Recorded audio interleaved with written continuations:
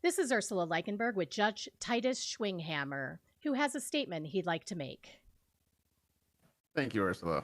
And hello, citizens of Los Santos. For those of you who don't know me, I'm Judge Tidus Schwinghammer. I'm here today to add my voice to those calling for change at the highest levels of our government. Too long have I stood idly by, watching with disgust, as our Senate and their cronies abuse their power within the state. The only thing evil needs to prosper is for good men to do nothing. Today, I end my silence. Today, I demand change. Let me begin by taking everyone back almost 2 full years. On October 1st, 2021, I served my state, my country, and you, the people, by presiding over the People versus Anthony Murphy et al. I made a ruling that day, one some people thought was incorrect. I won't waste time rehashing the details. It's old news, and I have moved on, learned, and am a better judge now because of it.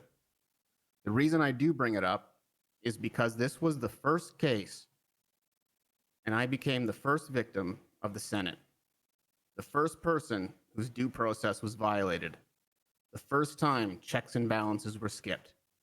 I was the test case for their unbridled abuse of power. This case was the first Senate appeal, one to which the members of our illustrious panel showed up drunk. As a consequence of my ruling, I was removed from the ballot for re-election. This was not announced during the appeal. It was not done after they discussed it with me, as that never happened. It was not done in the courtroom in open public. It was done behind closed doors, without my knowledge, or even any notification, without any due process, without any checks and balances. I didn't find out until days later when people asked me why they couldn't vote for me in the election. This single action, almost 2 years ago, was the first move in their reign of terror. It was when they learned they could abuse the authoritarian powers they were given. They have only grown bolder over time.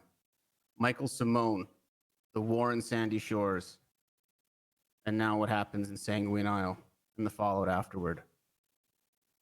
After being removed, I left the Department of Justice for a time. I did a lot of soul searching, trying to decide what to do with my life. I had plenty of opportunities in the city. I could have been a drug dealer in the South Side, could have been a businessman, could have done a dozen different directions. But eventually, I rejoined the DOJ, and today I stand before you once again as a judge.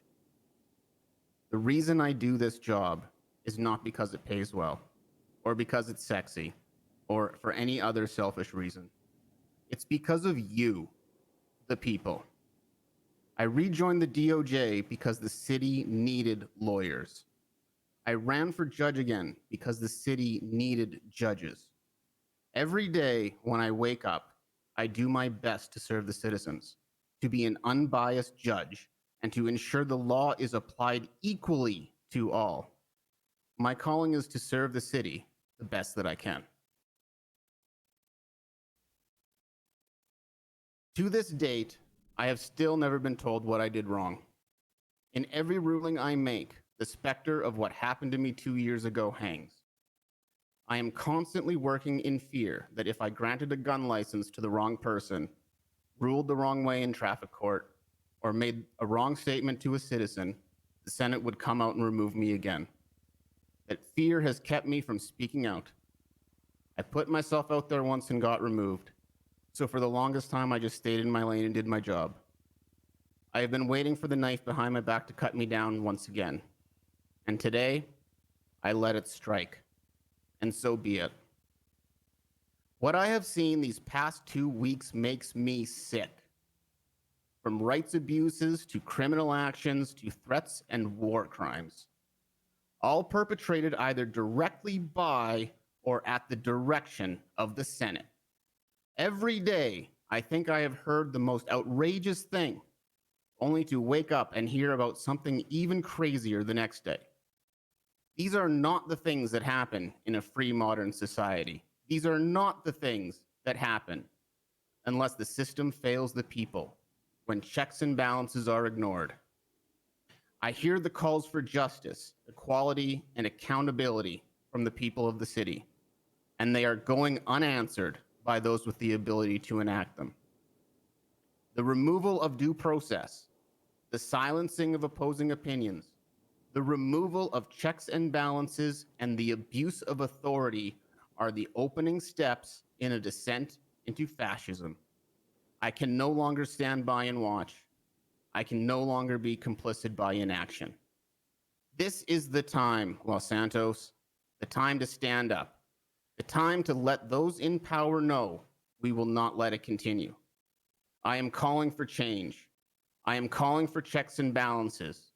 I am calling for reformation at the highest levels of our government. I am no longer willing to work for a Senate that does not work for the people. If we, the people, cannot drive this change, if our demands continue to be ignored by those in positions of power, I will resign. Then I will continue working towards the change, because that's what you, the people, want, and that's who I serve. Thank you for the trust you've put in me, and fuck the Senate.